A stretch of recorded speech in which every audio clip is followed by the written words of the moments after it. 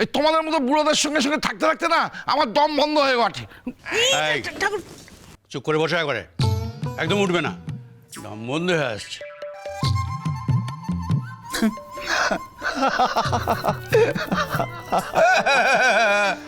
আমদ গিড়ে লোক কোথাকার।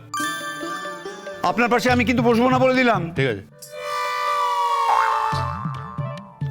উঠে আসুন তো, উঠে আসুন। ওনার সাথে তো কারোর বলে না, আপনি উঠে চলে আসুন তো। এই যে বৌদিকে দেখছেন না, বৌদি এই কি করে যে এতগুলো বছর ধরে সংসার করছে। হ্যাঁ দেখো দেখো দেখো, এতদিন আমি ওর সংসার কি করে করছি সেটা একবার দেখো। এই তোরা আবার ঝগড়া শুরু করে দিলি? আবার আমার বড় খোকাকে দোষারোপ করছিস? এই শোন, এই বড় খোকা ছিল বলেই না তোরা সব তোরে গেলি। আমার কথা বলছে, তোর উপর যদি সংসারের দায়িত্ব থাকতো না তাহলে এই সংসারটা কবে উচ্ছন্নে চলে যেত। আমার উপর দায়িত্ব থাকবে কেন? আমার উপর দায়িত্ব থাকবে কেন? বড়টাকে, বড়টা ও, তাহলে দায়িত্ব সব ওর। আমার কাজ হলো হাঁক ডাক করা, চিৎকার চেঁচামেচি করা। দায়িত্ব পালন করাচ্ছি তোমার। এই তো ভাবিনের বিয়ে হয়ে গেল, ব্যাস আমার আর কোনো দায়িত্ব রইল না, আমি আর কোনো কিছুতে থাকবো না। হ্যাঁ মামা, তোর দায়িত্ব বেগুন দে, তুই বেগুন দে, আমি ভাত নেবো। ছি ছি ছি ছি ছি বড়দা, এই কথাটা তুমি বলতে পারলে? বাবিনের বিয়ে মিটে গেলে তোমার আর কোনো কাজ নেই এ বাড়িতে, তোমার সব দায়িত্ব শেষ। বাহ রে বাহ, আমার মেয়েটা বুঝি বানের জলে ভেসে এসেছে নাকি? তার বিয়ের কোনো দায়িত্ব তোমায় সাজি, শুনে নাও, বুঝে নাও, এই বাড়িতে তোমার পজিশনটা অ্যাকচুয়ালি কি বুঝে নাও। ছোট ঠাকুরপো একটু চুপ করো না, সবাইকে একটু শান্তি করে খেতে দাও। না না না না মেজ বৌদি, শান্তি আমি দিতে পারবো না, আমি অত্যন্ত অপমানিত বোধ করেছি। বড়দাই কি কথাটা বললো সবার সামনে, হ্যাঁ, যে বাবিনের বিয়ে মিটে গেলে ওনার নাকি আর কোনো দায়িত্বই নেই। আমার মেয়েটা কি বানের জলে ভেসে এসেছে নাকি? হ্যাঁ ঠিক আছে, তাই পরিষ্কার সাজিকে জানিয়ে দেওয়া হোক যে ও বানের জলে ভেসে এসেছে। তুমি বাবা বানের জলে ভেসে এসেছো, তুমি ফিরতির সাথে ফিরে চলে যাও। হ্যাঁ, তার যখন কোনো দামই নেই, হ্যাঁ, তাহলে সে কেন এখানে পড়ে থাকবে, তাই না? হ্যাঁ, বর্দা যখন বলছে কোনো দায়ী নেই, এই বাড়ির কর্তা যখন তাকে কোনো মূল্যই দেয় না, না না না না, এর জানিয়ে দেওয়া হোক সাজিকে যে ওর কোনো মূল্য নেই। আমি খুবই অপমানিত রিজু। এই তোর আমাকে খেতে দিবি না উঠে চলে যাবো? উঠে যাবে? না মানে বাবা, খেতে তো তুমি এখনো পারছো না। আগে গুনগুন আসুক, পাতে ভাত দিক, তবে তো হবে। তুমি চুপ করো। আমি কি করলাম বাবা? আমি তো সাথেও থাকি না, পাঁচেও থাকি না। তুমি হচ্ছে মিটমিটে বজ্জাত। মা, বাবা আমাকে মিটমিটে বজ্জাত বললো। ঠিক বললো। আমি যা বলবো সেই অনুযায়ী চলবে, তার বাইরে একদম চলবি না। এখানে আমার মান সম্মানের ব্যাপার। মা, আমার দাদা ভাইকে যদি এরকম ভাবে অপমান করা হয় না, তাহলে কিন্তু আমরা বয়কট করব। Completely boycott. আমি যাচ্ছি। তোমায় কি আটকে রেখেছে?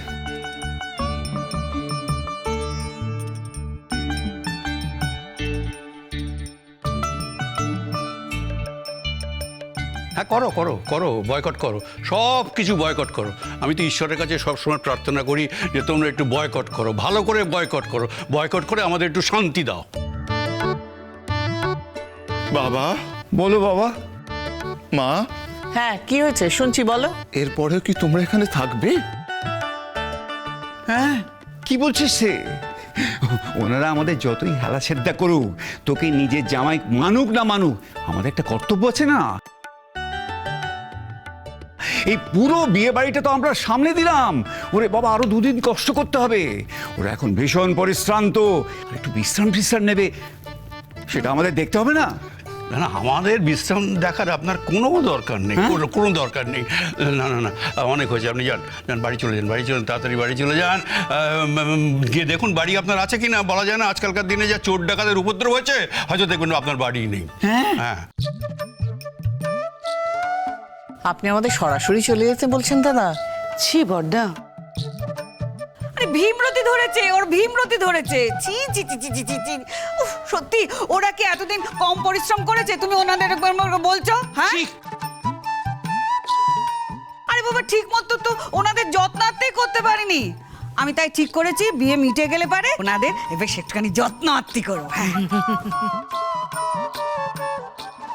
যাও না, যাও না, ওনার বাড়িতে গিয়ে ওনাকে ইয়ে করে এসো, ভালো করে যত্ন আত্তি করে এসো। আমি তো তোমাকে না বলিনি, প্রথমেই আমোদ গেঁড়ে লোকটাকে আমি বুঝতে পারিনি। প্রথম থেকে মনে হয়েছিল বোধহয় ভাজা মাছটি উল্টে খেতে পারে না, এমনভাবে মুখ করে দাঁড়িয়ে আছে, কিন্তু এখন মুখে খই ফুটেছে, কুটকুট কুটকুট করে কথা বলছে, কুটকুট করে পিঁপের কামড়ানোর মতো আমাকে সর্বদা কামড়ে যাচ্ছে। বাবা, হ্যাঁ বলো বাবা। এরপরেও তুমি? এরপরেও আমরা থাকবো। আমরা তো শিখেছি এভাবে কর্তব্য পালন করতে হয় সব জায়গায়। কর্তব্য যতই কঠোর হোক তার থেকে তো বিচ্যুত হলে চলে না। সেই জন্যই তো আমারও এই শিক্ষা হয়েছে বাবা, তোমার কাছ থেকে।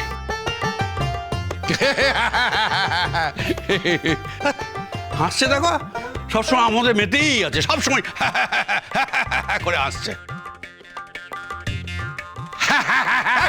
হ্যাঁ, এই যে তোমারে বদিবে যে গোকুলে বাড়িতে সে, এই যে আমাদের জামাই, এই তোমায় গোকুলে বদিবে। ঠিক, একদম ঠিক বলেছে। এত অপমান, এত কষ্ট সহ্য করেও কিন্তু আমরা পড়ে আছি, শুধু কর্তব্য থেকে নিজেদের সরিয়ে রাখবো না বলে। আপনার বাড়ির চাবিটা দিন তো, আমি কদিন আপনার বাড়ি ঘুরে আসি, একটু শান্তি পাবো। যাবেন দাদা, যাবেন? আমি সব ব্যবস্থা করে দেব। আমার বাড়িতে যে মেয়েটা আছে ও সব রান্না বান্না করে দেবে আপনাকে।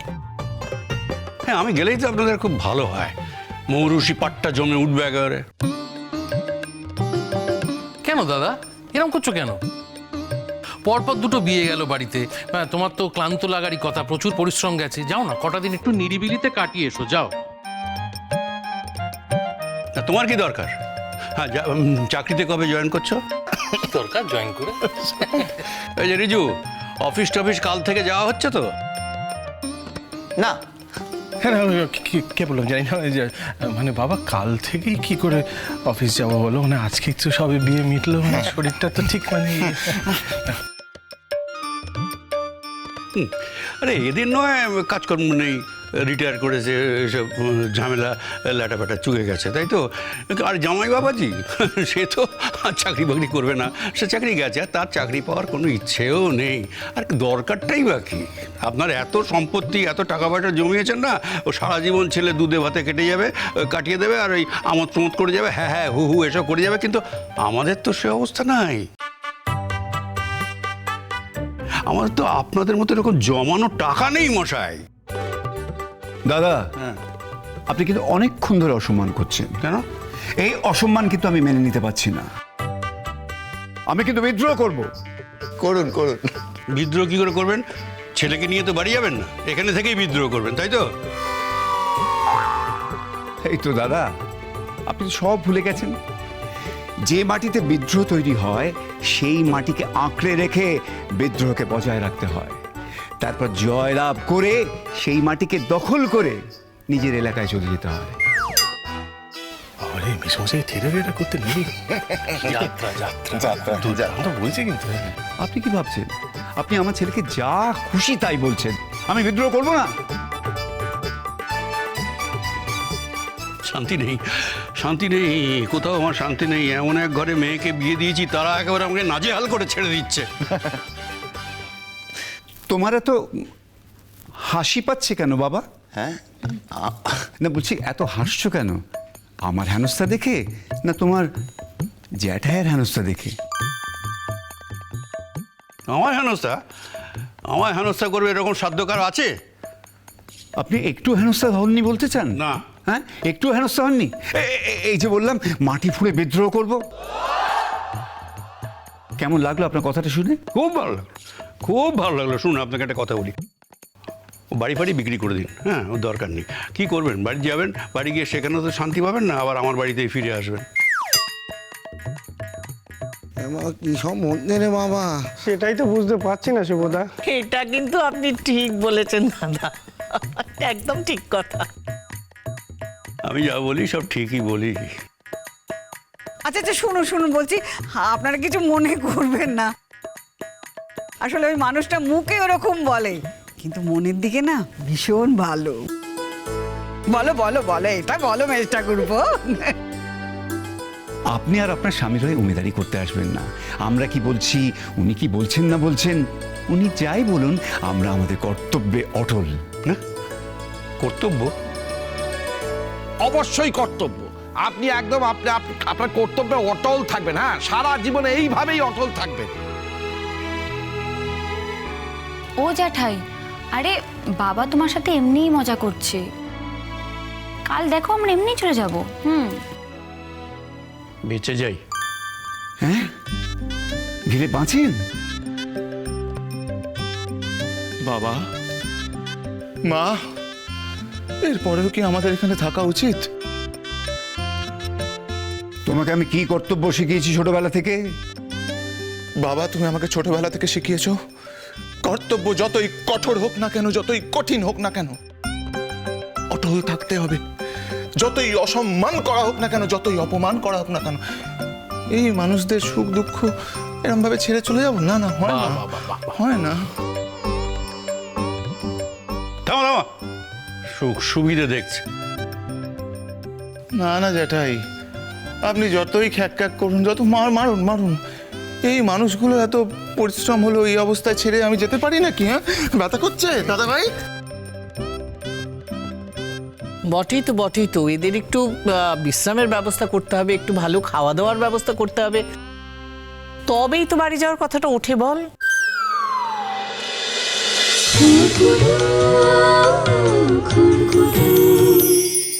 স্টার জলসার প্রিয় শো দেখার জন্য সাবস্ক্রাইব করুন আমাদের ইউটিউব চ্যানেলে এবং আপডেটেড থাকার জন্য প্রেস করুন বেল আইকন।